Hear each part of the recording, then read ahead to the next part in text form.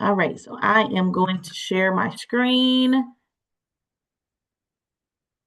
so we can get started. All right, so welcome again. I'm so glad that you are here.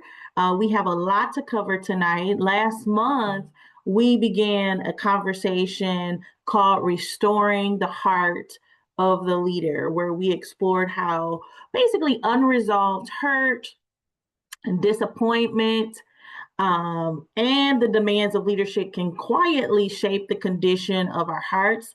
And tonight, we're going to take it to another step with guarding your heart, the role of prevention. And so, whether or not you joined us last month or this is just basically your first time, tonight you are in the right space. So, I cannot say enough to you.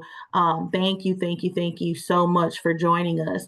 So, this here is not just a message for CEOs, it can fit into business owners, pastors, ministry leaders, ministry workers. It's for anyone who's ever been disappointed, anyone who's ever went through some sort of betrayal, feeling as though they've been overlooked or just tempted to just close themselves totally out and away from people or even for God. And so from God, because tonight there is a lot of ministry leaders that have registered for tonight. So this definitely is something that has been tailored for the marketplace, but absolutely tailored for ministry. And so tonight I'm going to take an approach that is going to speak to ministry leaders. I'm excited because this is a portion of material that I'll be presenting to you from The Art of Handling Snakes. And so the co-authored piece of work and joint project with Lajana Valor Cole. So I'm so excited. Many of us ask God, I want to kind of start by telling you this, is that many of us ask God to protect us, but sometimes in trying to protect ourselves, we unknowingly build these walls. I don't know if any of you have ever been in that place, and you can drop that in the chat if that is you. Like, just say that is me. Where instead of building healthy boundaries, we build these unhealthy boundaries. And so tonight, what we're going to do is we're going to explore what it truly means to guard our hearts without allowing them to be hardened. And so that's what we're going to be looking at. And if you weren't able to attend our first session, I do encourage you to join us the next time that it's offered. And so it just lays an important foundation for the journey that we're continuing together tonight. And so welcome. So welcome to you, Sarah and Minister Sarah, and welcome to you, Sister Sonia, as well. So welcome. And I'm going to be checking the chat as well, too. So jumping in here, anybody that has been in any of my sessions know that I like to talk to you, but I also like to check the chat. And so I see that both of you have stood in agreement with me tonight that is me. And I see that you said too, Minister Sarah, me too. And so we all can relate to sometimes unconsciously building those protective barriers around us. And so tonight we're going to get into it, guarding your heart. And I want to say welcome to anyone that is tuning in on Zoom or you're listening to the playback. I'm so glad that you are here and that you have tuned in tonight to listen as well. So, first things first, I want to read to you Proverbs 4 and 23. It says, above all else, guard your heart, for everything you do flows from it.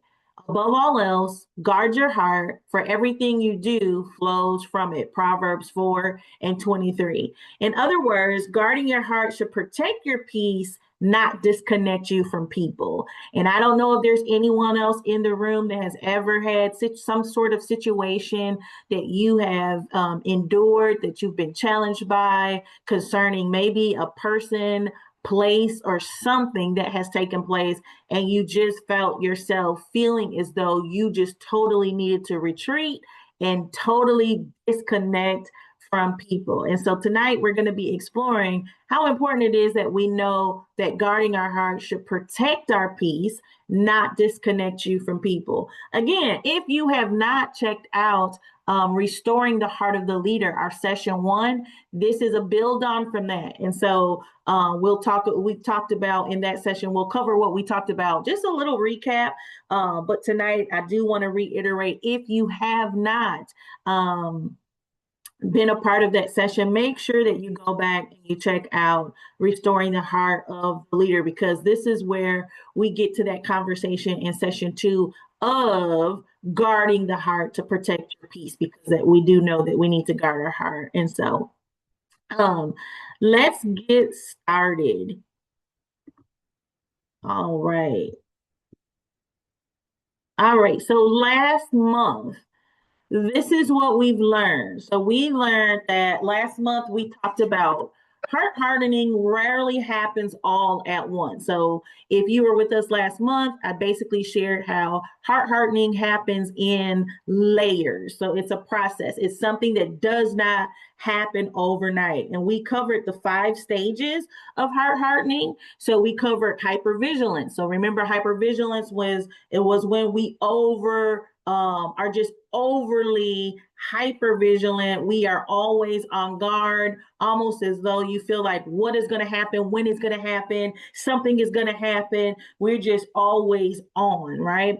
And then we went through a phase of it starting with hypervigilance, and then it travels to emotional distance. I kind of used that old phrase that you might have heard your grandmother say, which is that you have to feed people with a long handled spoon. And so this is where we get in with emotional distance, where we kind of just emotionally detach from individuals. Then we go through a phase of cynical assumption, which is basically where we become very super suspicious of everyone. In other words, when we go through the experiences that might have been traumatic, they may have been very hurtful, we find ourselves saying, you know what? Everybody is out to get me. We become very suspicious of anyone that comes alongside of us to help and support. And so then we see ourselves going through the hypervigilance phase, traveling through that emotional distance phase, and then we go to a phase of cynical assumption. So that cynical assumption, once again, is that superstition. I'm becoming very suspicious of people. And then we go into the transactional leadership, which is everything is basically about some sort of exchange. You do for me and I do for you, and that's pretty much it. And then we end up with a heart behind iron. We talked about last month the cost. So we talked about when we have a hardened heart that there is a cost to our leadership, which is there is a cost to trust. So people find it hard to trust us, right? When we go through this process of having this hardened heart. And that may mean that we have some really great people that are working around us as leaders. If you are a leader of an organization, if you are a pastor, a minister, a minister of some sort, and you're doing some sort of work, and where you're working with people, sometimes when we have that hardened heart, it is we want to trust others, but sometimes people have a difficult time trusting us because of our heart posture. We take a risk of losing really great talent, right? Because of a hardened heart. And we talked about innovation. So creativity doesn't flow as much because everyone is on guard and fully protected, right? Because it's not just that we're on guard, but then people become on guard as it concerns us as well too. And then just not being fulfilled. So we talked about that last month as well.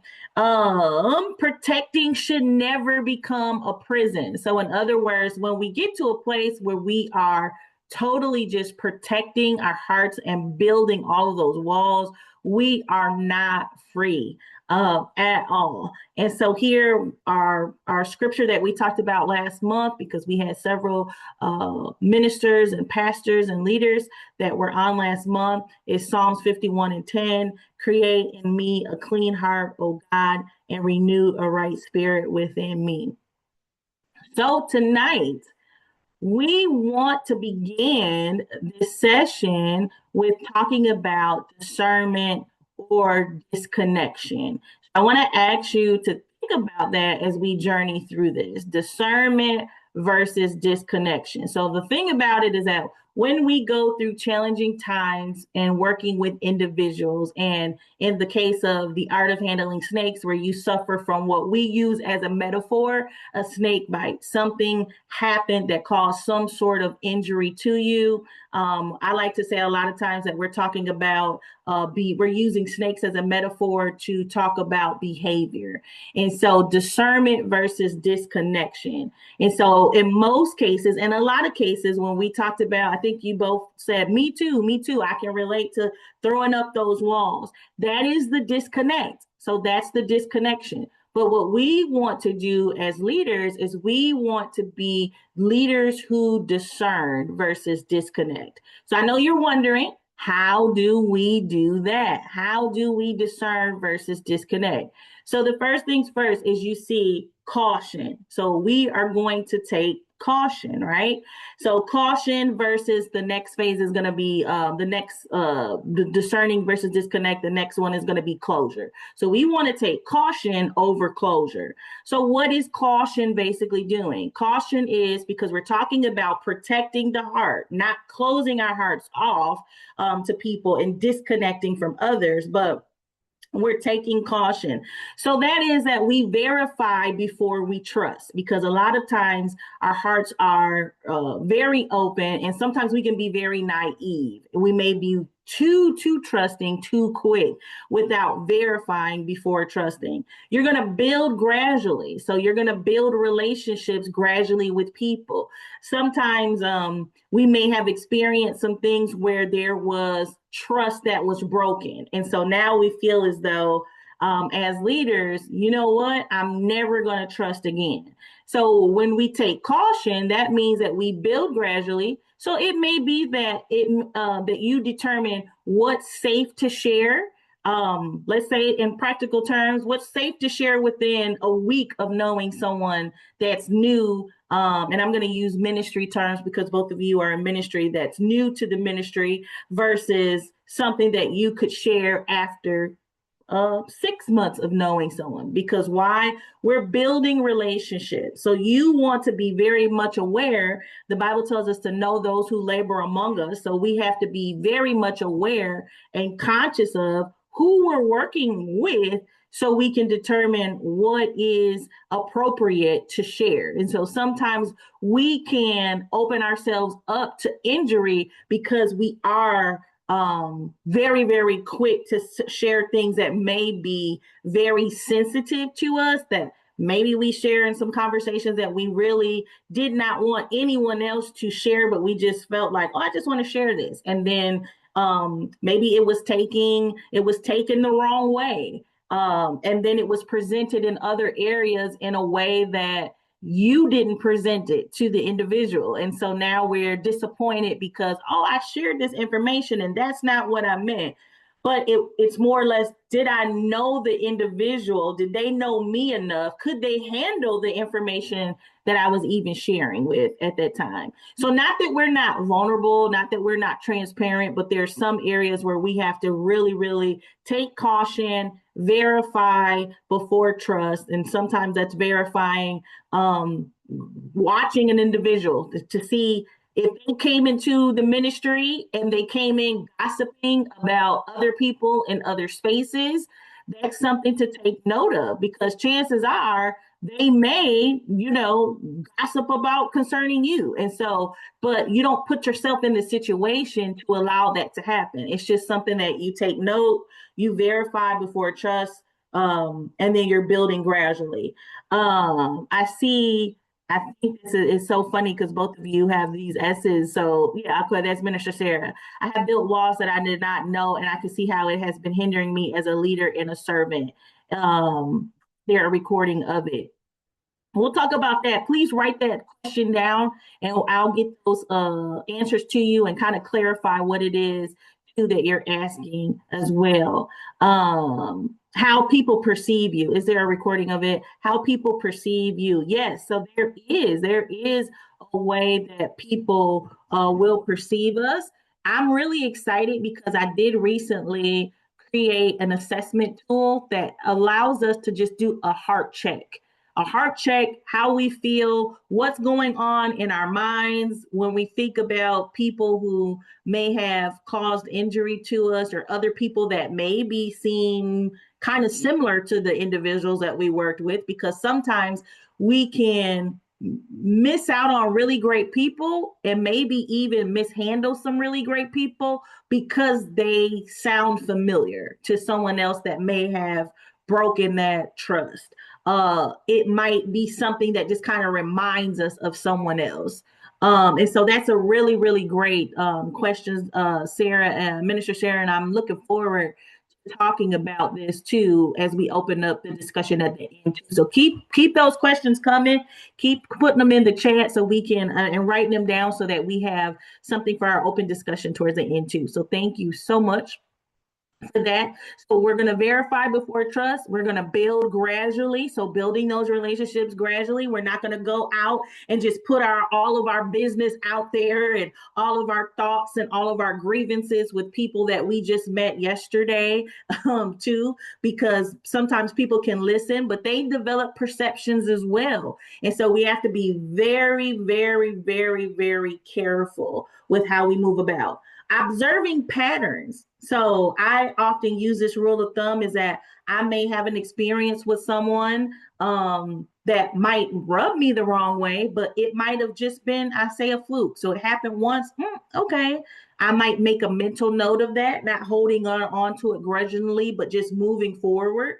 And then if it happens again, it's like, okay, this is starting to become a pattern, but am I gonna like withdraw myself from that individual? No, I usually will wait till, okay, this happened 3 or 4 times. Now I'm seeing a pattern in this. And so I need to once again take caution because of what I'm seeing in a pattern. But what will happen is that when we have these negative experiences, we'll take the first sign of something that looks familiar to something that someone did to us in our past or an experience that we have, and then we'll just run with it and say, oh, this is the same type of person. This is the same thing that I went through 2 years ago. No, no, no, I'm not going to have nothing to do with this person. Or we automatically put them in the same type of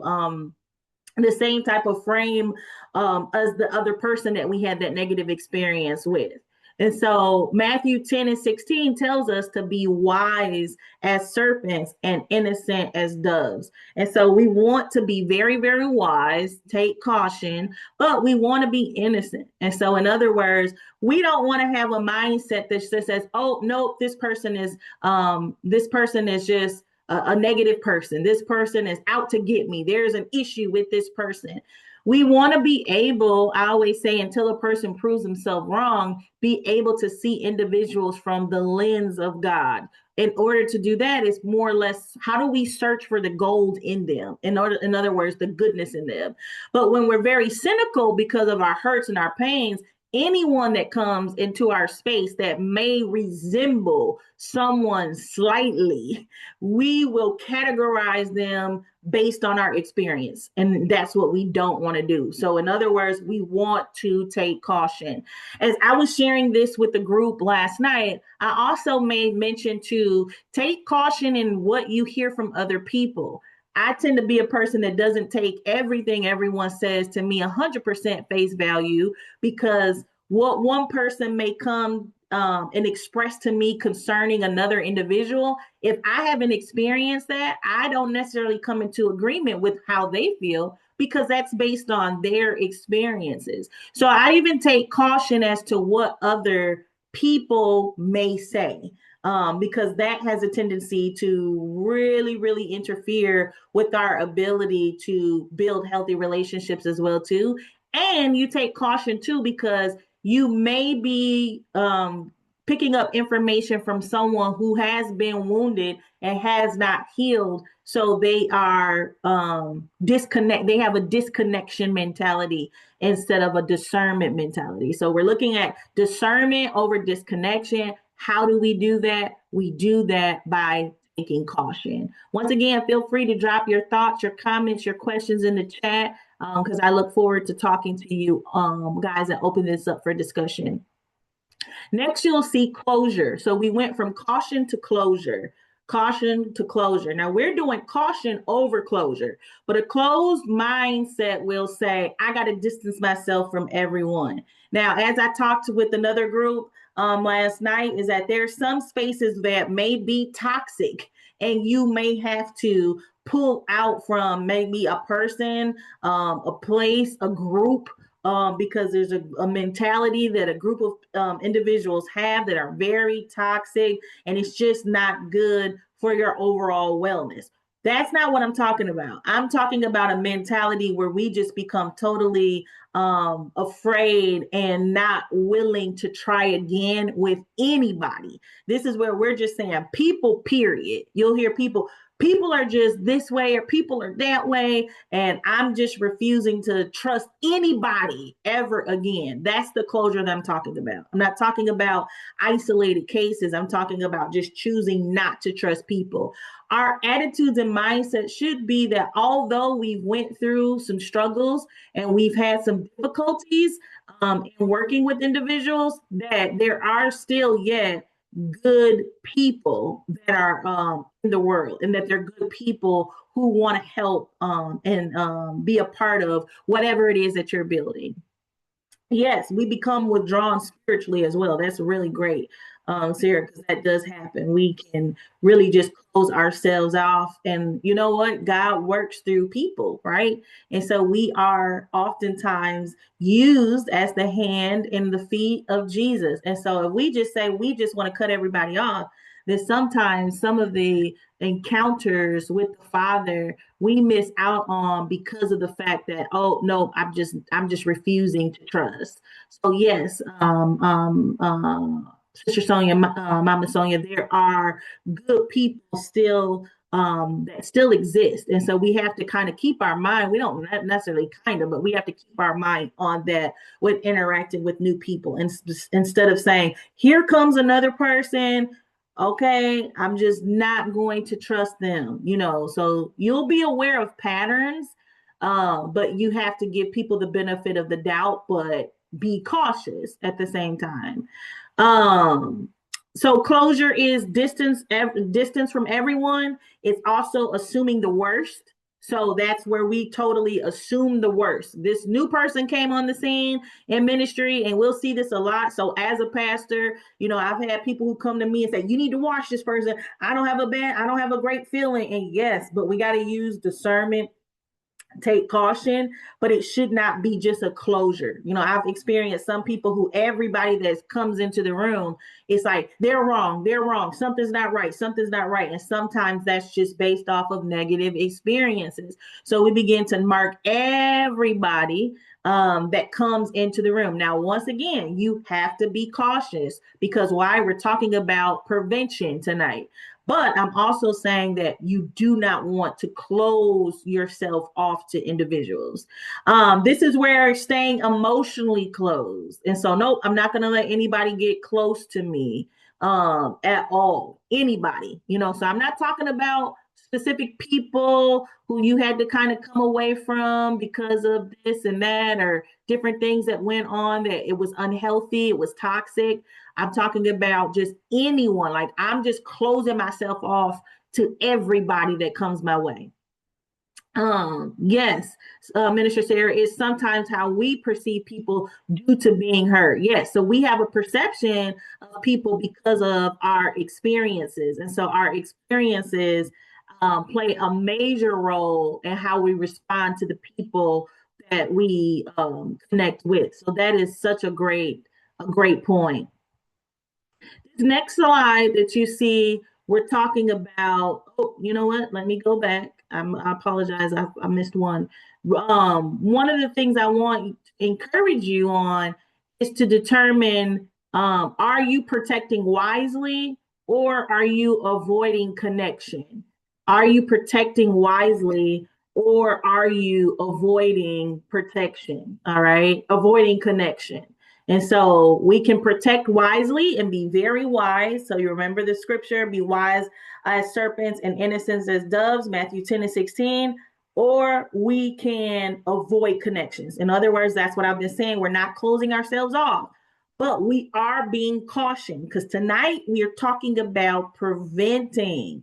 So we're talking about how do we prevent that injury, because some things happen not at our own fault. It was just, sometimes we do have people who are operating in different spirits in different ways that causes injury. And then sometimes it's stuff that happens unknowingly. And so we have to always be cautious, but we also want to reflect and say, hey, am I protecting myself wisely so that I'm making sure that I'm not putting myself out there to be injured, or am I avoiding connection? So I'm just cutting everybody off, right? Okay. Well, we're at the end. Hey, we're at the end. No, we're not at the end. I'm just teasing you. I'm my PowerPoint always acts so finicky. So sometimes we're clicking. So, all right. So we're at the area of maintaining strategic vulnerability. So strategic vulnerability. So in other words, we got to realize that vulnerability is not weakness. All right. Vulnerability is basically courage with wisdom. Courage with wisdom. So it takes courage to be vulnerable. It takes courage to put yourself out there. It takes courage to come out and say, hey, you know what? I went through a situation where someone, like I said, betrayed me by releasing some information that I trusted them with. So it takes courage and wisdom to share again, to trust someone else with something that you find to be very, very important to you, endearing to you. So we have to make sure that we understand that vulnerability is not weakness, but it's courage with wisdom. And so, how do we do this? How do we maintain strategic vulnerability? So we have to choose to be vulnerable with safe people. All right. So you got to understand, what does safe mean for you? What does safety mean for you? That doesn't necessarily mean like, oh, it's a safe place by location, proximity. We're not necessarily talking about that, but safety for you could be, do I feel safe with you with expressing my emotions? So, like for me, I oftentimes say, especially in leadership, sometimes there is an idea that, let's say, leaders, you should never be emotional. You should never cry, because you have to be tough, and you should never let anybody see you sweat, right? And so that's a safe place. Now I have to be safe with safety for me may be, I need a person that will sit with me while I express my emotions, however that may come out, and they will not judge me or feel as though, well, you're not a leader because you're being weak right now.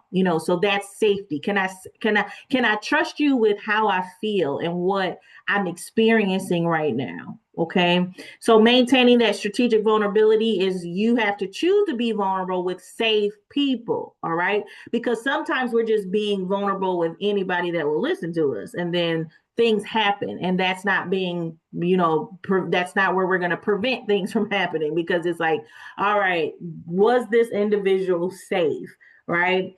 Even when everything in you says to protect yourself completely. So even though you may feel like, no, I had this situation happen to me before, it's just better for me to close myself off.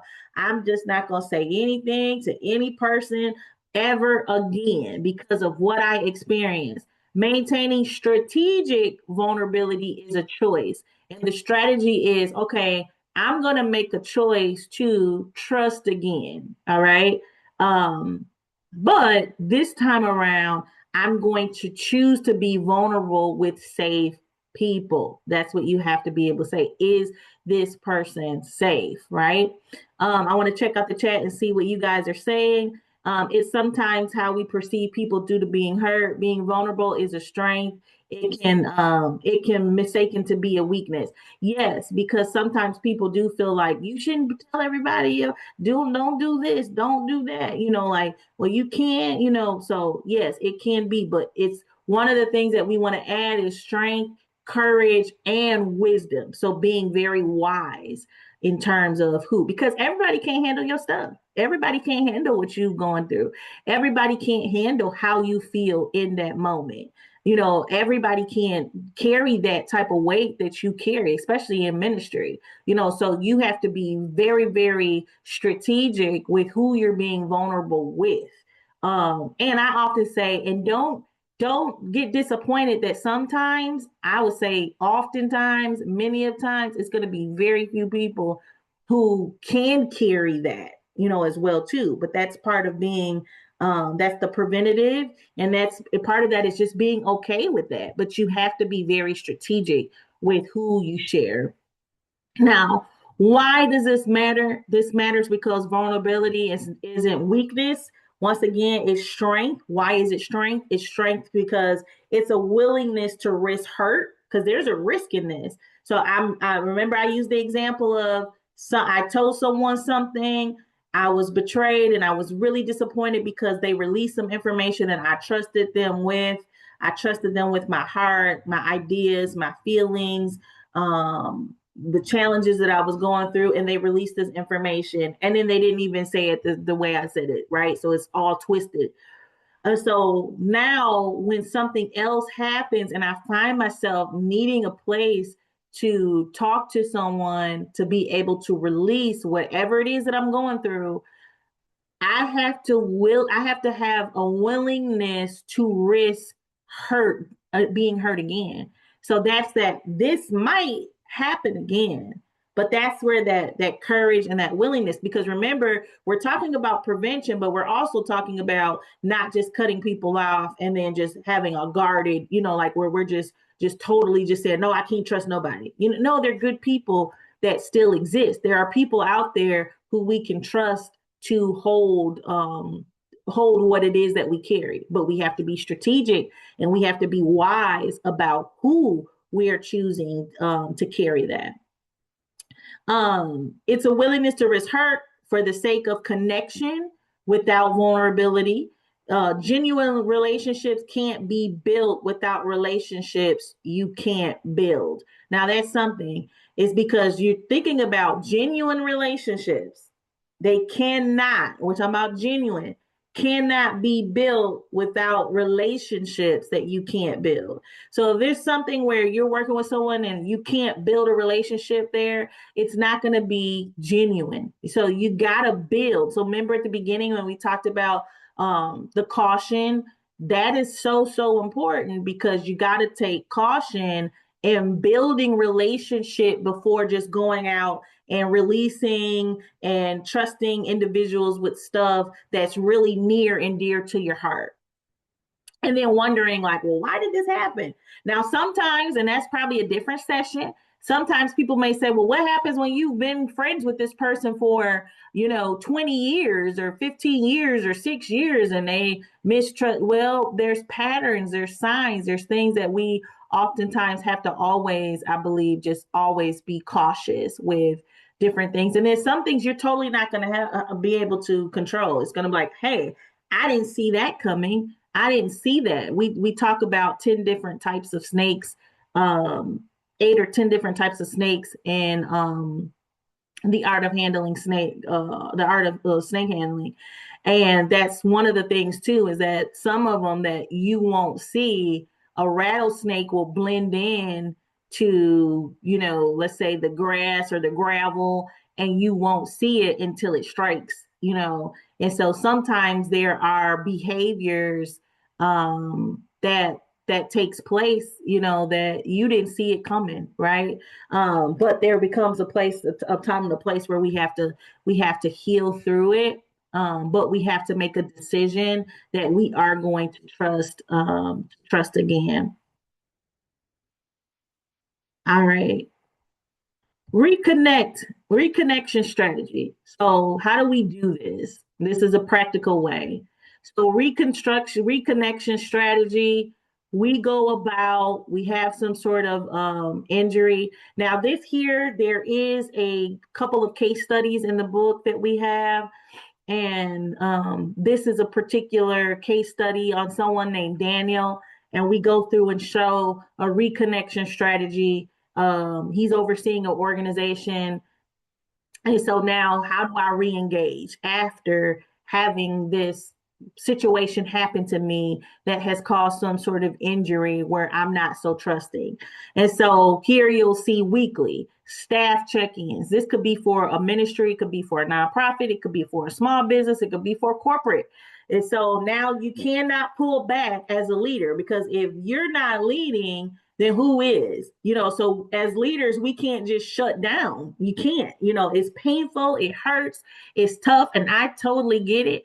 After 21 years of working as an entrepreneur and just in the area of ministering and pastoring, I get it that some of those injuries that we endure, it is tough, but you will bounce back.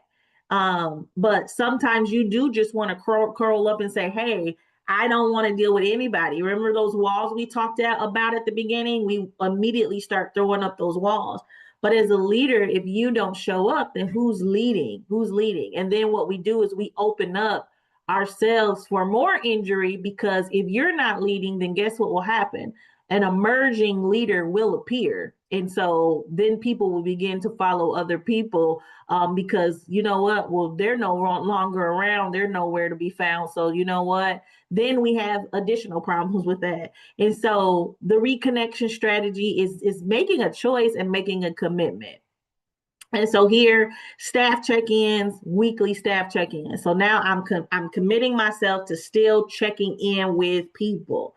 So those staff check-ins, you can't, and unfortunately, even if you have someone on your team that you're still working with, sometimes the idea would be for people just to, okay, I'm going to meet with these five, but this person over here, I'm just not going to deal with them. As a leader, we can't do that either. I often say that sometimes it takes a lot, oftentimes it takes a lot, and in all times, I'm going to say it takes a lot of prayer, because you got to know how to approach that person. And a lot of times we look at the other individual, but you really need to take time to sit with yourself and think about, where am I at? Sometimes I have to tell people, like, you know what, I can't meet with you right now because I may say something that I would regret, and I have to deal with me. And a lot of times it's more or less like, okay, Holy Spirit, you got to help me through this. I'm not even looking for strategy just yet. I'm just needing you to, I just need you to deal with my heart and my emotions and what I'm feeling, so that I can think clearly. I can come up with strategy. I can execute that. And the most difficult thing is that at the same time, still do it in a loving way. And this is where we talk about, in the art of handling snakes, venomous bites and non-venomous bites.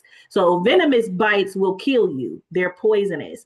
Non-venomous bites, it's a bite because a snake is going to be a snake. It's in its nature. We're talking about not people, but behaviors. And so if you endure something that it's not going to kill me, it hurt my feelings, it did break my trust, but it's not something that's very traumatic, you can't just kind of pick and choose, like, oh well, you know what, I don't want to meet with this person because they did this and this offended me. I'm upset with them, so I'm just going to avoid them and ignore them. No, you still have to figure out, how do you have those weekly check-ins? So it might be that you're having group check-ins. That's easy because you can include everybody, but you still have to include and engage that person along with you. Let's say you're doing one-on-one check-ins with individuals. Well, you can't just say, I'm going to do these check ins with these five individuals, but this person I'm just going to leave out because you know what? I'm still upset with them. Leaders, we lose the right to do a lot of stuff that we feel protect us, and where we feel as though, this is necessary because what they've done, but you still are leading individuals. And that all depends on whether or not you're dealing with something venomous or something deadly. I mean, something that it hurts, but it's not going to kill us. All right. Monthly investments, so reconnection strategies, weekly staff check-ins, monthly relationship investments. So that's where we're coming in and saying, okay, now we're going to invest in relationships. What are we doing? That could be going out to lunch with an individual or inviting them for coffee and having those conversations still yet. Quarterly team building. How do we bring everybody together and do some team building? That's always a great way to reconnect your team, especially after something that may have been harmful that has a direct impact on everybody. Because sometimes there are things that go on in a space, in an organization, and I like to use the word kind of shrapnel, like in war, like there's some things that were intended for the target, but it hits other places and spaces. And so now sometimes you're not the only one that's impacted by whatever may have taken place, especially if you have other people that are reporting to you or they're looking to you for your leadership and your guidance. They're impacted too because they see that, hey, this wasn't necessarily right, or maybe they're in the middle. Maybe they see from both angles and perspective. So there's a lot of that. There's a lot that goes with that because now you have other people. I always like to say that there can't be any casualties at war. Sometimes there's something going on. And other people are impacted by that. And so team building is going to definitely be an important reconnection strategy because that will bring people together that kind of are in a space of uncertainty. I don't know what's going to happen. I don't know what's going on. How are we going to come back from this? So sometimes you got to bring everybody together and start really working on building and strengthening your team after having something happen that could have been devastating within the organization as well. And then annually, leadership retreat is another way to reconnect, is another reconnection strategy. So that's coming in. I personally think leadership retreats, you sit down. Sometimes we do this thing, I think, in some spaces where we just say, hey, just get this person because it's a good speaker, get that person because it's a good speaker. You really want to assess what is needed in the organization. You really want to think about what has occurred throughout, let's say, that year that may have been damaging, that may we need to come back and just really do some work around that. And so you're being very strategic about what that leadership retreat involves as well too. And then here you'll see connection grows through consistency. And so this is where we got to work hard at being consistent and rebuilding that connection. Once again, we're talking about preventative measures, but you also want to make sure that the heart is not being hardened and that we're basically just locking everyone out. All right. So the goal isn't to never hurt again, because I always like to say, like, somebody is going to do something that's going to disappoint you within a month. If by the end of this week, somebody may do something, say something that will disappoint you in a way that may hurt you, but it's to remain tender while becoming wise. So, in other words, while I endure what was done to me that was painful, how do I remain tender while I'm becoming wise, and wise with my actions, wise with what I say, wise with my connections? How do I go about healing but remaining tender as well? And so, how do we do that? We are going to do that by, and I'm going to check in with the chat. We are human made of flesh, which is why the word says we are to lean on our brothers and sisters when we are weak. Absolutely. That is where we do lean on our brothers and sisters when we are weak. And we're going to talk a little bit about that too, Minister Sarah. So I'm glad that you brought that up. So we're going to also, one of the things that we'll do is practice gratitude aggressively. And so after disappointment, so this is about guarding our hearts. So guarding our hearts, sometimes people think that's guarding our hearts, keeping people out. it's really from guarding our hearts from all of the icky stuff that will get in that will cause our hearts to be hardened. So after disappointment or betrayal, guess what happens? Our minds, by nature, we become hyper vigilant, hyper aware of what is broken. We are hyper aware of what disappointed us, and where our trust is lost. We are just hyper with that. We're just thinking about what was done to me, how it was done to me, why it was done to me, and all of those different things. So, Mama Sonia, I see you say we definitely need to learn to trust again. Yes. Gratitude is going to interrupt that pattern. So gratitude is going to interrupt that pattern. So practicing gratitude is not, that's not necessarily numbing ourselves or ignoring the pain. It's basically choosing to intentionally notice what is still working, who's still showing up, and where growth is still happening. So I'll say, for example, as a pastor, there's been times where there's been major disappointments.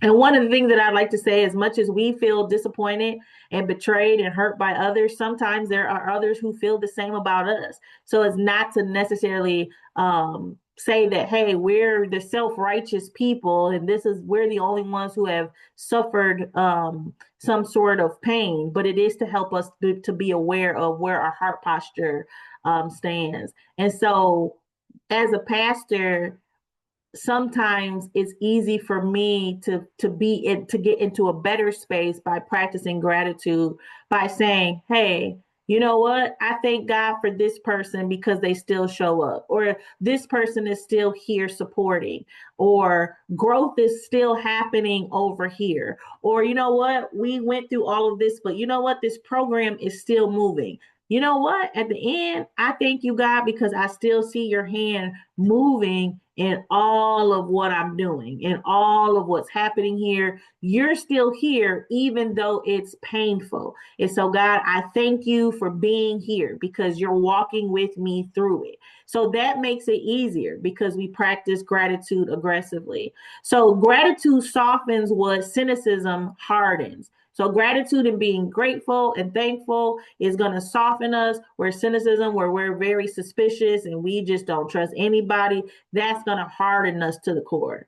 And so 1 Thessalonians 5:18 says, give thanks in all circumstance, for this is God's will for you in Christ Jesus. And so some of the things that we can do daily, our daily practices, which is notice 3 moments of gratitude. So do we have some opportunities? Find them through the day. Where can we find that? Oh, you know what? I thank God. I thank God at this. I thank you, the Lord, for this. I thank you that you're providing for me in spite of this happening. You know what? I'm in good health. So, God, I thank you. Lord, in spite of this happening to me, you know what? My family is pretty good. I thank you, Lord. Lord, I thank you for my job. I thank you for my health. Lord, the sun is shining and it's just a blessing to be able to see. I just thank you. You know, lately I have found it like joy even in looking at the beautiful sky and the clouds, you know, and I've been saying, wow, why is the blue sky is just, it's just looking different, you know, or the clouds are just so, and it's like, okay, God, I thank you for just the beauty, you know, in the sky. And so we find ways to be able to say thank you. Weekly, publicly appreciate someone. And so how do we go about and publicly appreciate someone? So remember, we're guarding our hearts, not just guarding our hearts from people, right? Like nobody's going to come in, because remember we said that we're being cautious with how we put ourselves out there, but we're not closing ourselves off. And so we want to public appreciate someone. That keeps our connections. And then celebrate impact and progress. So how do we celebrate impact and progress with others? And then reflect on faithfulness and growth. So that will help us as well too, because then we're not looking at all the bad stuff, because that's what happens a lot. We do get caught up in all of the bad. But we're being very intentional about looking for the good. And so Minister Sarah says, as leaders, especially pastors, we need to be able to receive ministry through our sheep, though. Yeah, so oftentimes you will have those who will pour into you this as much. And we do, the God will use them as well too to speak a word to ministry leaders. So definitely. So yes, pastors can. It is something that they can. Hey, I just want to pray for you. But sometimes we will say, hey, you know what? I can't be human because I have to be this superhuman person that doesn't feel, that doesn't. But privately, sometimes pastors we struggle, and so this is something that we have to be very much. And then that's when we say, "Thank you, Lord, for the encouragement." That someone came along and provided. All right, we're going to go to the next one. The next one we're looking at is celebrate small acts of trust. Let me see. I just want to go back, zero back in. All righty. Hold on one second. I want to make sure. All right, yes. Celebrate small acts of trust. So the healing doesn't happen when trust suddenly returns. It happens when trust is rebuilt. So we got to rebuild that trust. And that's going to be through consistent moments that prove people can be safe, responsible, and faithful. So here you'll see after hurt, our minds often magnify betrayal. So it's like, oh, I was hurt, and we overlook trustworthiness. And so this basically intentionally retrains the heart to recognize what is good. So celebrating that small act of trust. So Luke 6:10 says, whoever can be trusted with very little can also be trusted with very much. What you will begin to notice over time with people who are trustworthy, you notice that what will happen is your perspective will change. So in this case study that we have, you'll see in this particular person, confidential conversations were honored. So, okay, I'm honoring these confidential conversations. People admitted mistakes instead of hiding them. So then you start seeing like, oh, I see that this person really did admit their mistakes. They showed that they were wrong versus a cynical mindset is, oh, they're hiding. They're not going to be truthful. They're not going to be honest. Commitments were completed consistently, where I thought, like, you know what? People can't be trusted to follow through on what they're supposed to do. They're going to just drop the ball. I can't trust anybody with anything. I got to do everything myself. After time, you'll begin to see that, you know what? Commitments were completed consistently. Not everybody is inconsistent. So then we celebrate that, right? And then leaders handle responsibility well. So you know what? There's some people that are really handling responsibility well. So you might have had a bad experience with one person, but once again, as I said at the beginning, that doesn't mean that everybody is gonna you're gonna have that same experience with everybody. I went through that in a journey of leadership too, where you go through just some challenging times with individuals, and it will make you put everybody into that same box, and it becomes more difficult to build what you're building, because what will happen is you'll say, nope, I can't trust anybody, I got to just build alone. And we cannot build alone. It's going to require a team. It's going to require building trust. Even after it happens next month, you'll find, oh, you know what? But you still got to keep building, and you have to be able to trust people again. And so celebrating small acts of trust will help in that, building that trust and strengthening that trust as well too. Because again, we're guarding our hearts, making sure once again that we don't have all of that bitterness and envy and malice and hate that creeps into the heart because of our experiences with individuals. So remember, I also talked about the venomous versus non-venomous snakes, is that, and once again, we're looking at the behavior, is that venom can, sometimes we got to extract the venom, out of the heart to make sure that our heart is not sick, in that it's not unhealthy. And so celebrating small acts of trust. Here you'll see the hard hardening is reversible. Hard hardening is reversible. And so heart hardening is reversible. You can guard without hardening. So that's the main thing that we're looking at, is that you can guard without hardening your heart.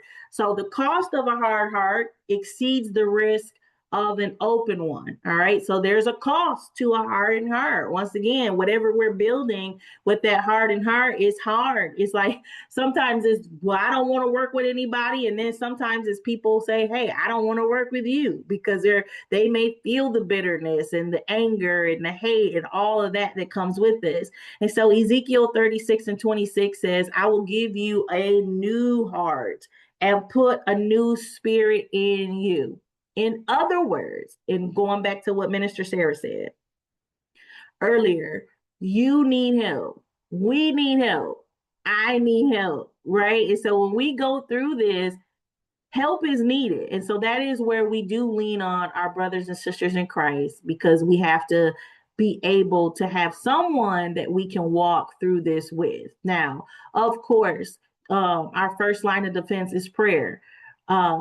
And in addition to that, we need people to help support us. And that's why we can't let all of this other stuff get in, because we will be in isolation and we won't walk through what we're challenged by with the help of other people who can, one, pray for us.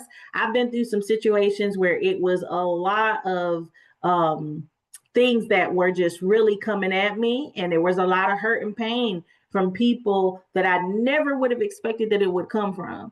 But the one thing that I knew that I could not do is that I could not walk through it by myself. But I had to get into a space with people that I could trust. I could trust with my tears. I could trust with the snotty nose. I could trust with the wailing, the feeling of defeat, the feeling of being depressed, the feeling of being anxious.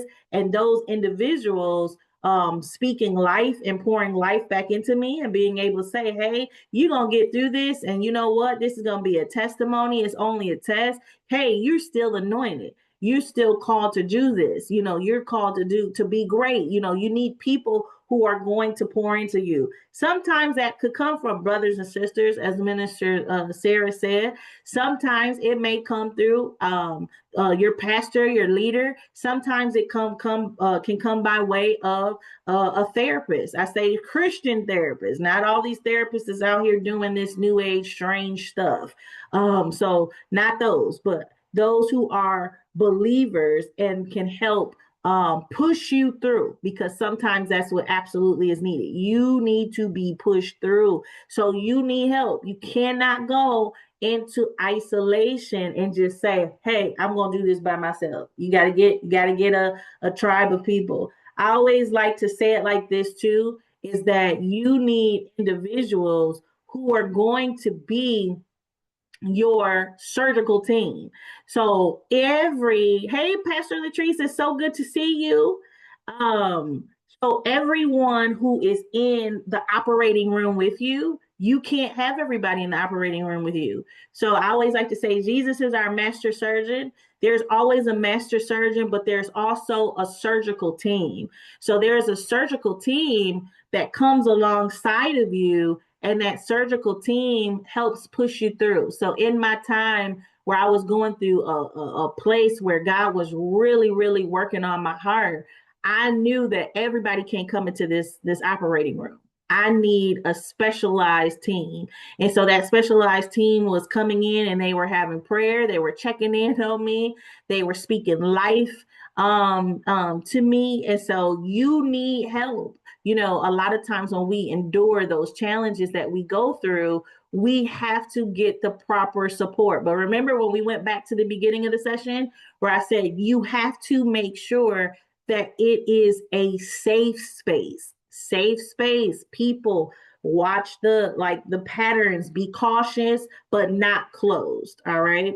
Your heart matters more than your organization. And so when you are working, whether it be a CEO, if you are a pastor, you are executive director, whatever it may be, we have to understand that your heart matters more than your organization. So your heart. So we have to make sure that our hearts are in good condition so that we can do all of the things that God wants us to do, but from such a pure place that once again receives, because we're not closing out people, but we're being very cautious. People you lead need your heart, not your presence, and so or not your competence. They need your heart. So sometimes, remember when we talked about in the first session. So once again, if you have not went through um, the heart, restoring the heart of the leader, you got to go through restoring the heart of the leader, because that's kind of an additive to this session here. But one of the things that you'll see is that we can become very, very transactional. Transactional is just, hey, I'm just here and I come to do what I came to do, and you did this and I do this for you. You did this for me, I do this for you. It's just a transaction. It's just even exchanges. But there's no heart there, there's no love there, there's no care there, there's none of that. So we have to make sure and know that people need more than just our competence and what we're able to do, but they need our hearts. I'm going to do a quick check in and see how we're doing in the chat. Minister Sarah, I see you said we need to learn how to love ourselves unconditionally in order to love all God's people. Absolutely. Absolutely. And that's something that, the world, we're not talking about the self-love that, the world kind of talks about that gets us all into some other stuff. But yes, we have to understand. I always say to new believers when they come and they say to me, what is the rules? What is it that I need to do? And I always say, you need to understand the love of the Father and his love for you, right? And so the Bible tells us that we love our neighbors as we love ourselves. And so sometimes we mishandle and mistreat ourselves, right? And so therefore, that's how we treat other people. So sometimes people who are very critical, guess what? 9 times out of 10, they may be very critical of themselves.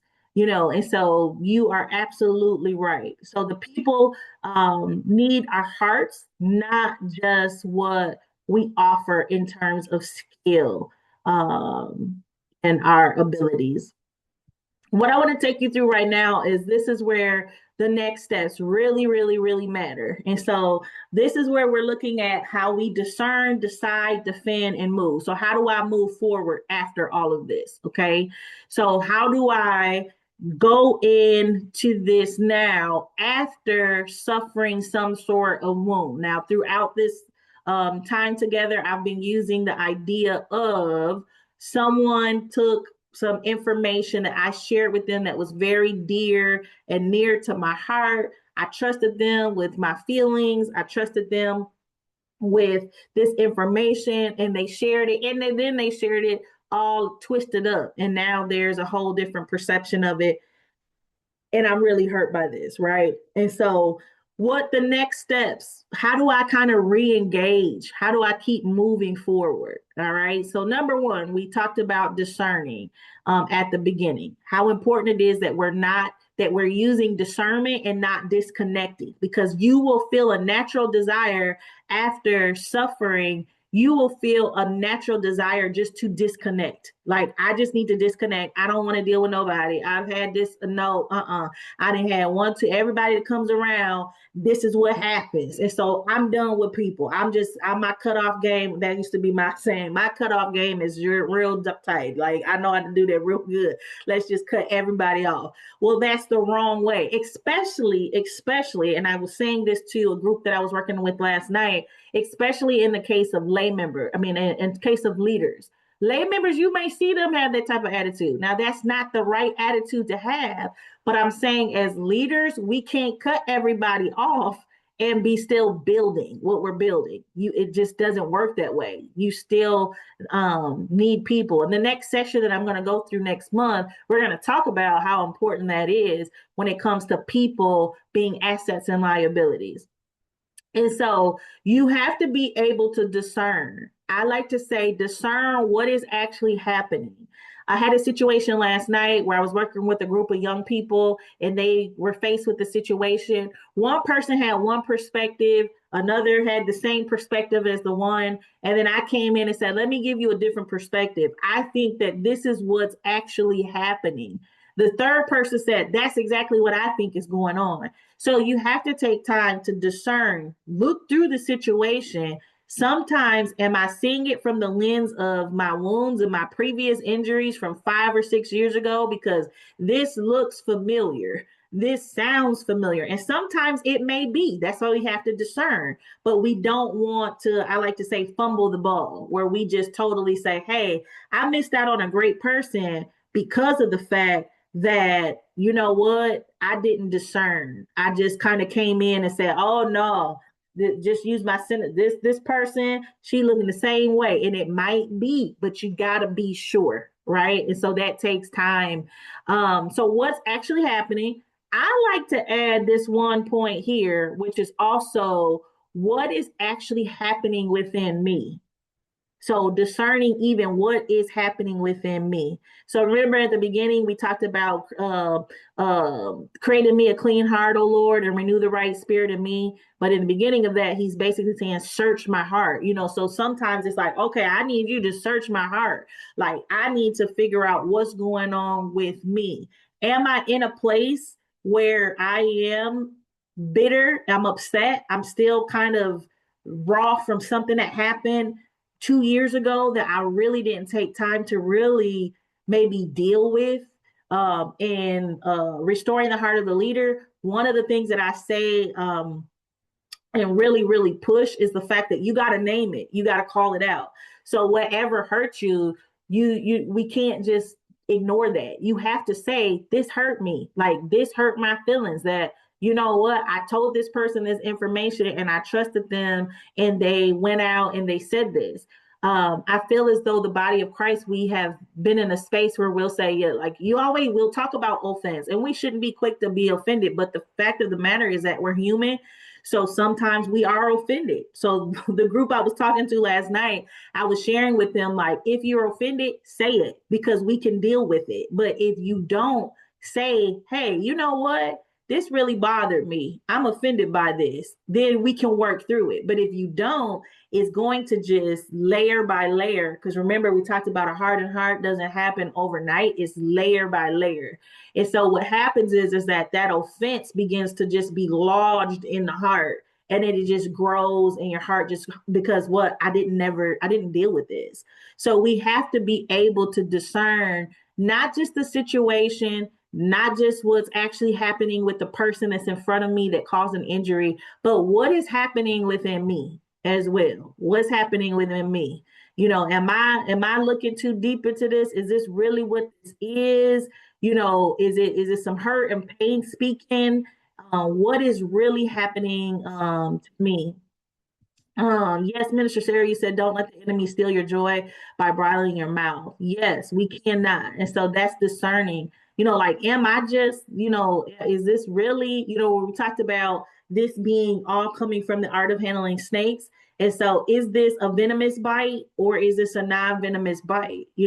Maybe I went through something so traumatic before, it was so painful that even the non-venomous situations appear, I just go back. I have a setback, so I got to be able to determine where am I in all of this as well. So we have to do that.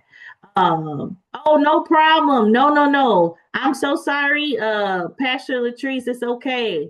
It's okay. We'll have to. I actually have this recorded too, so I can definitely send it over as well too. But it's totally okay.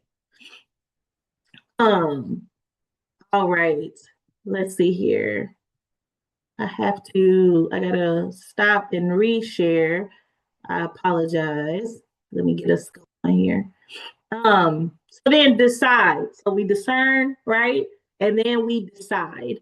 And so we decide what needs to shift. So I say, what needs to shift within the situation? So if we take a person that we came in and we started talking, I always say, like, in leaders, sometimes we have things that we're grieved about, and you just can't maybe necessarily talk about that with everybody, that you just anybody that will listen. Maybe that needs to shift.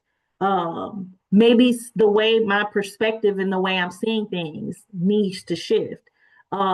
Maybe there's systems that are not in place that we need to put in place.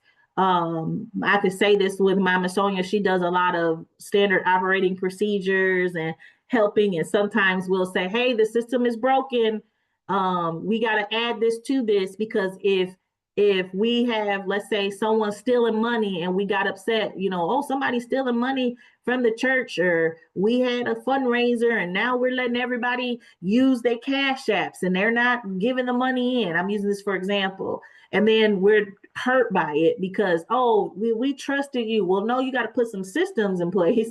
So then it's like, let me decide that this needs to shift. So the way I may even handle how we operate may need to shift. So that may be something too. So you're discerning what's actually taking place, what's happening, and then decide what needs to shift. And once again, that could be in systems, that could be within you, it could be within how you do things, it could be in the people and how you have people arranged. You just got to figure out what needs to shift. So in other words, we're not ignoring that, so we're not ignoring it, but we're making a decision. So this kind of does take some real effort into determining what it is that we need to do. Okay. Next is to defend. And so now this is where we build those practical boundaries. So that's going back to what I just said too. Like, what are those things that we need to put in place? Sometimes it might be that we're oversharing once again with the wrong people. Sometimes especially when ministry can be lonely, sometimes it could be like you find someone that it might be a person that you feel like this is a really great person. They listen and they listen and I just feel so comfortable. I don't know if you guys have ever found that, but there's really great people, right, in the world. So I have people that I haven't known for an hour and then just start spewing out other stuff. And then they'll say, I feel so much lighter. And you just was so easy to talk to, or you just listen to me, So sometimes we find ourselves encountering people, but there's some really great people who mean well and they listen. And then there's some people that may not, be the best with listening. And then we make the mistake of, Mama Sonia, I see you say yes. We make the mistake of over talking and it's like over sharing. And then it's like, then they go out and they twist stuff or they say something, some people, not all. And then it's like, why did they do that? And it's like, oh, because you know what?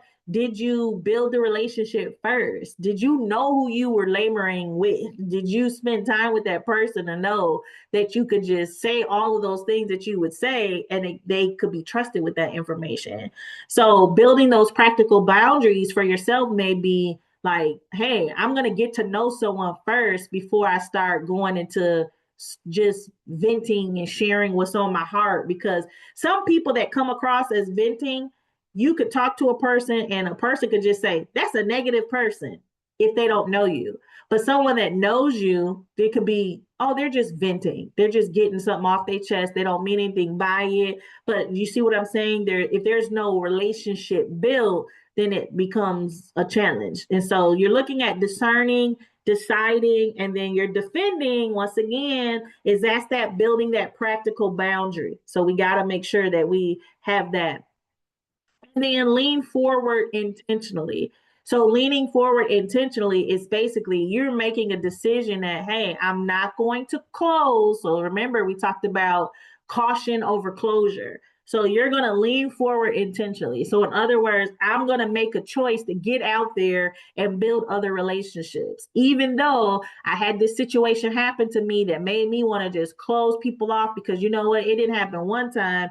It happened 2, 3, 4 times. By then we have to take some accountability and say, okay, what do I need to discern about what's actually happening with this pattern of experiences that I'm having with people? Maybe I need something to shift. Maybe there's some boundaries that are not there and I need to put some boundaries in place so that this won't happen again. And so then you take action and you begin to basically move. All right. Here you'll see the discern, to decide, and defend.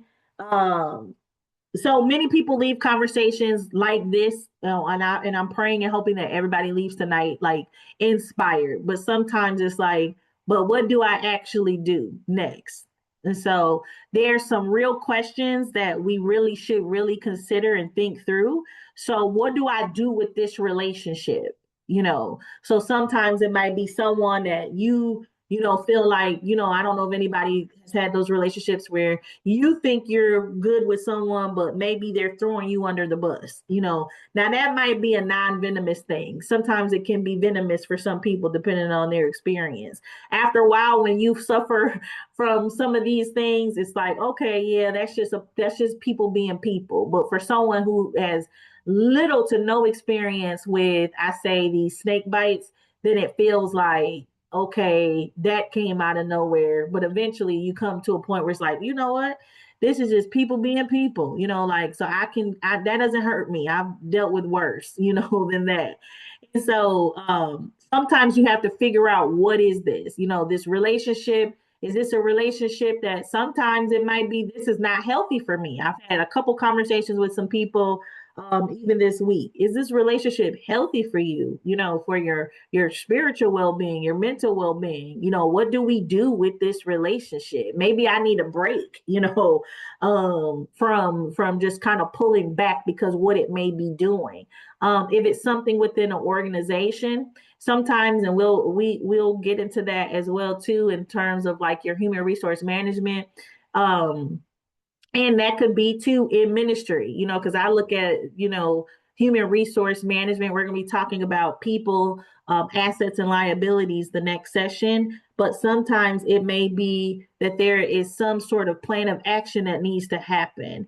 Like, not that you're cutting that person off, but maybe you've been too close to a person that you need to establish some boundaries because you've gotten too close. Not that you just say, "Oh, I'm cutting this person off," but maybe I need to, back from this relationship. Sometimes when you get too close, especially in leadership and pastoralship, sometimes people begin to see you as maybe their buddy and their pal, instead of seeing you as the leader, because the lines are blurred. How should I respond in leadership? So how should I respond? How should I respond? That's so key. It's so important. That's why sometimes I will pause. Like, if there is, let's say that there is a situation, it requires a response, but it doesn't require immediate responding, right? Unless it's something that is something that's, let's say, just getting the police involved or something very, very traumatic. But sometimes it's more or less like, okay, once again, I need to pray and get God to deal with me and my heart and where I'm at, because I do not want to go into this emotionally. And don't let people draw you out, because sometimes that people will have this attitude like, well, you don't care because you're not dealing with this issue right now. And it's like wisdom, because remember, we talked about in the beginning, caution, we move with wisdom. Be wise as a serpent and harmless as a dove. So we need to move with wisdom and caution. So wisdom sometimes is saying, I'm going to schedule you a day from now. It's sometimes, I've dealt with situations where it was something that happened that was very disruptive, and so I'm gonna need about 2 days, because right now this has just really got me in a place. So I need to pray, but I need to settle myself, because you know what? Because we are human, and so I need to take the time that I need in order to lead effectively. And so how should I respond in leadership? Because you don't want to go into it responding in your emotions and saying things that you are going to regret, because you know what, this situation is so fresh and I have not taken time to process this and see how I should respond. And so there's been times where I've said, Lord, I need you to tell me exactly how to do this and respond to this person. And in one case, the individual, he tickled me because he said, I've never seen anything like this. This is a whole HR response in the church. Yes. And so God said, do what you know to do. So I came in, I drafted up something almost like you would see on in an organization, on a small business or a corporation, and it says, okay, I need to sit down. It was almost like a write-up. And so it went through the action that took place. It showed the effect on the organization. And then there was an actual action plan. So for the next 30 days, this is what is going to take place. And this is what I need you to do. And this is what I need you to accomplish. And so once that person got done, they said, is this going in my file? I said, yes, it's going to go, it's going to go into your file. And so, but the Lord knew that I was really accustomed to that sort of process, and it made sense for me. So it was a really great way to respond, because it was like, this is the system. So I come in and I'm almost handling this person and addressing the behavior as if it's like a full blown like write up, and so it worked. And so that person also appreciated, because it was something that was structured. It showed where this person was in error. It showed how it affected the organization. And then it gave steps, not just, hey, I'm going to rebuke you and then just sit you down, but it showed steps of how we're going to restore and get you back into a place where you're in good standing. And so you do have to figure out how you are going to respond as a leader. What boundaries do I actually need? And so once again, we've been talking about boundaries tonight. So sometimes, once again, what are those boundaries?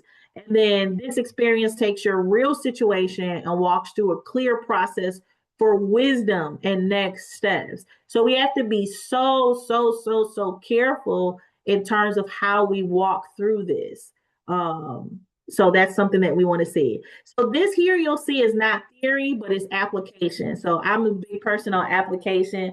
I always tell people that as a pastor, is like, okay, let me show you how we got to walk through this and make it applicable, because otherwise sometimes all of that is going over people's head, but we want to make sure that people have a clear sense of what has been discussed and what is happening here.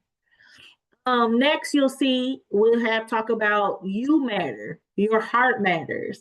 So heart hardening is reversible. So we have to understand that once we do go through a process of seeing, hey, because it does take realization. I always say my framework is realization, refocus, and then relaunch. So once I realize that, hey, you know what? I do sense that there's some bitterness there concerning what took place. I've been ignoring it. I've been saying I'm good.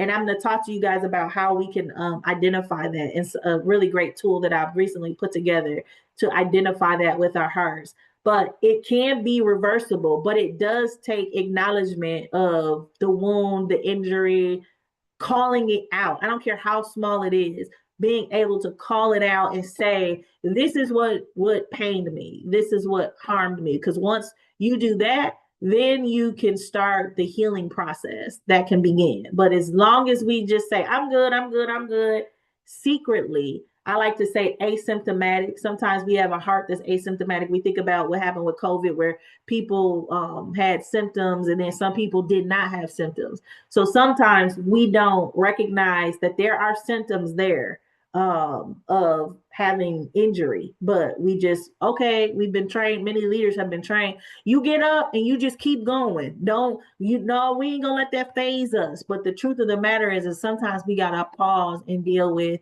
the matters of the heart.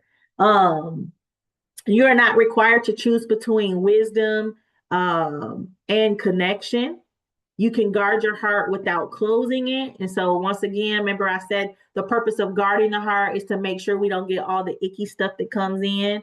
So you think about a venomous snake, now you got venom. So that venom could be bitterness, it could be anger, it could be hate, it could be malice, all of those different things that are coming from those unpleasant experiences.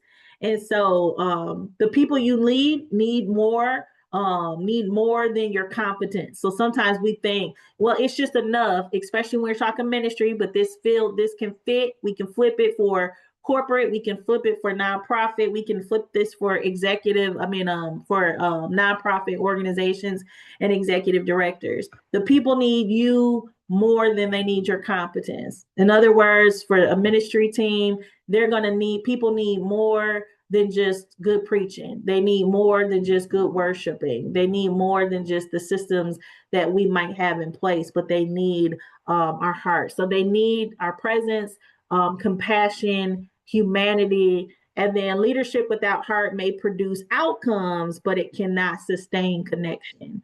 And so those are the areas that we have to be very much aware of.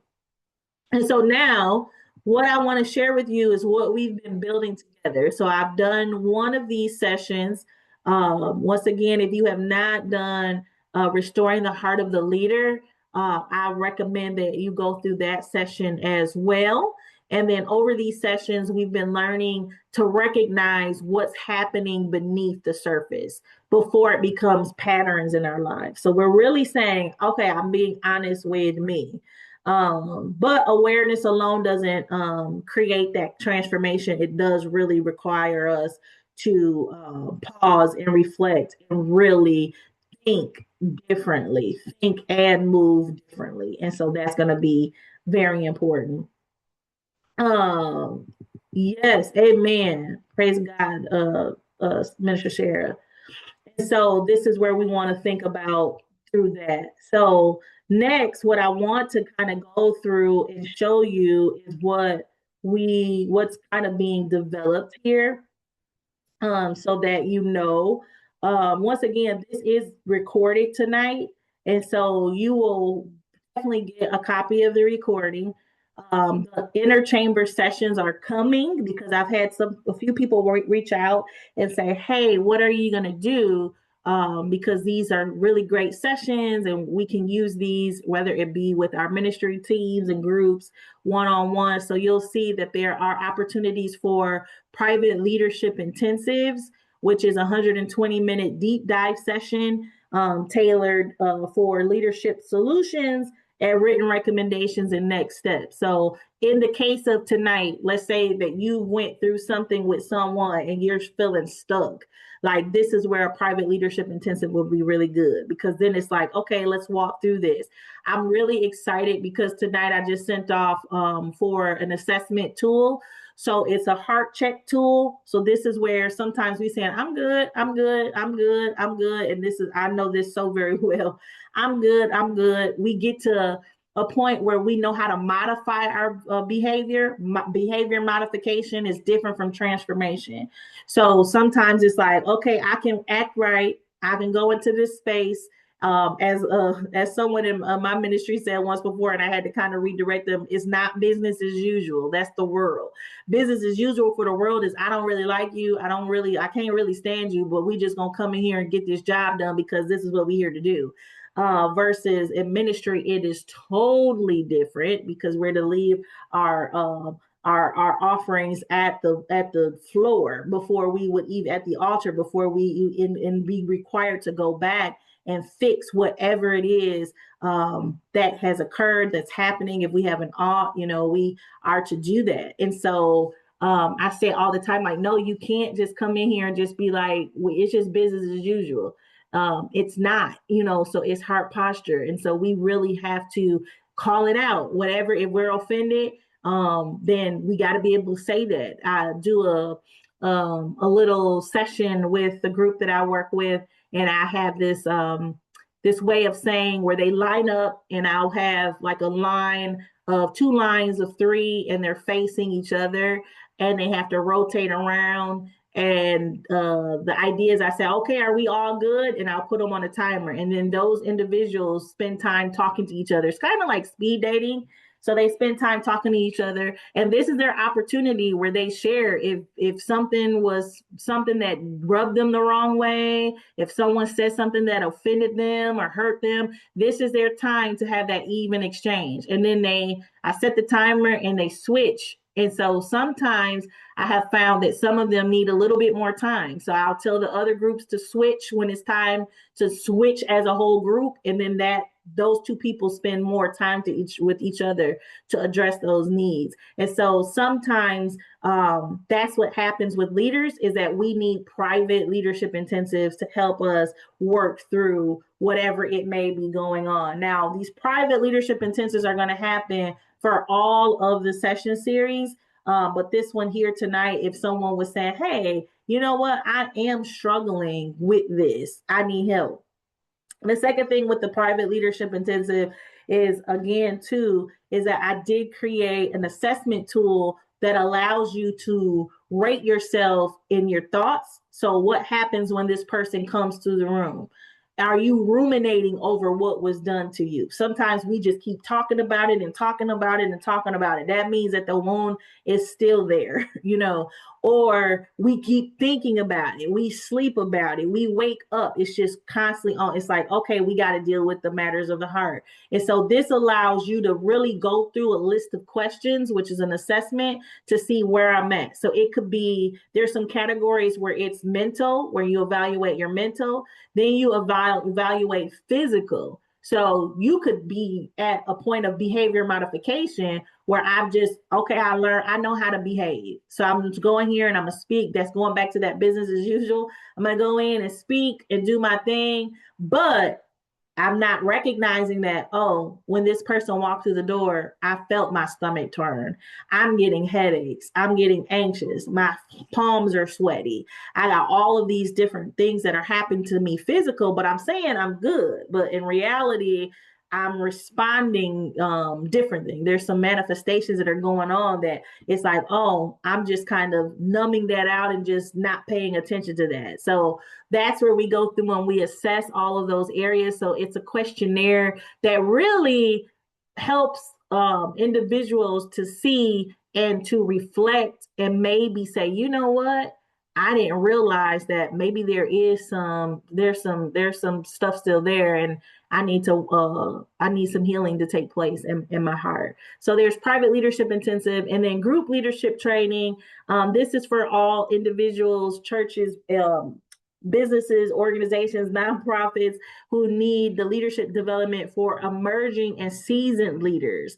I'm recently connecting with a few organizations where they have new emerging leaders. And so they're really great at what they do, and they serve well and very maybe punctual on time and have a heart to serve. But now we're going and advancing to a new level where now they're building teams, working in teams, working with people, learning how to build and develop talent on their teams as well. And then finally, the Leadership Growth Circle, which is to join a supportive community where we have basically group coaching. So that's where individuals come in to one setting, and then we actually, like today, you're listening at me talking. We'll have an open dialogue in just a few moments.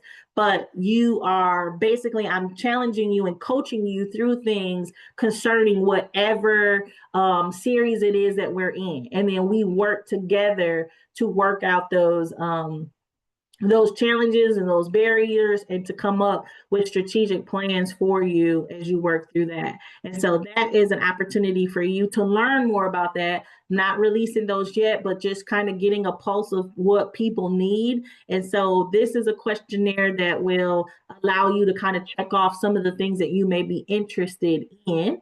The next session, which is a free session, is happening on July 23rd at 6 o'clock. It's virtual. And this one is people, assets, and liabilities. So this is understanding the impact people have on your success. So this is another opportunity for you to come into the 90-minute session. And this is where we are going to be talking about the value of people, but also how people can become a liability, whether it's in your business, your organization, or your ministry. So I'm hoping that I see you guys back for that session as well. And then tonight, I wanted to provide you all with an evaluation form. You can scan this. This helps me to know how tonight went and what it is that you need, and how I can definitely make these training sessions better, suited for you all. So I'm grateful for every evaluation that I get, because that tells me a story about tonight and the training. So thank you. I want to take some time to open up and just have some brief discussion. So I want you all, I believe that we're all connected. And so just stay connected. You guys have my email. So like if you have questions, something kind of is placed on your heart that you want to discuss further, I'm very, very open to those type of conversations. So you're able to reach out to me as well. Now, if you have some, thank you so much, Pastor Latrice. I'm so glad that you made it. I'm so glad that you made it and that you enjoyed the session. Um, if there's any thoughts, any ideas, any questions, I know in the beginning you guys had some questions that you were talking about. This would be a good time to bring those about. I was wondering, how am I able to get a recording of the last time, like the last month's session, because I wasn't able to attend? So the last month's session actually was not recorded. I got some requests actually to have it recorded this time for a few people who weren't able to make it, and so I started recording this month. But I'll probably run another session, or I might do a recorded session and just send it off. Of the last one, like from last month, the same one. Yeah, the same one. Because if you Okay, miss yeah. last month's session, because everything is kind of building on each other. And so you definitely want to get to the restoring the heart of the leader, because this is the preventative. So how do we prevent our hearts from being hardened? But the first one was restoring the heart of the leader. Yeah, I wanted to be a part of that one, but it was I was still I think we were still in class because Yeah, I'm in ministry class, and so I think that was when we were wrapping up our year for ministry school, so I wasn't able to attend, but I wanted to though, so that's why I was yeah, asking. yeah, absolutely. You definitely, definitely, definitely can join us. And I'm going to determine if I'm going to run it again or record. Okay. So, but tonight you'll get a copy of this recording too once we get it all edited and stuff, and then we'll get it sent out. Yeah, this was good. I'm really glad that I was able to attend because this is really good, especially with it's funny how like God works. Like God knows exactly what we need and he's always on time because this is something that he's been dealing with me what with during this season as becoming a leader. Just I've been asking him to be able to check my heart posture because one thing that I want to make sure of as I'm being elevated in my ministry is that I want to make sure that people don't see Sarah, but that they see God inside of me. You know, when they're looking on the outside of me, I want them to be able to see God inside of me. So, this is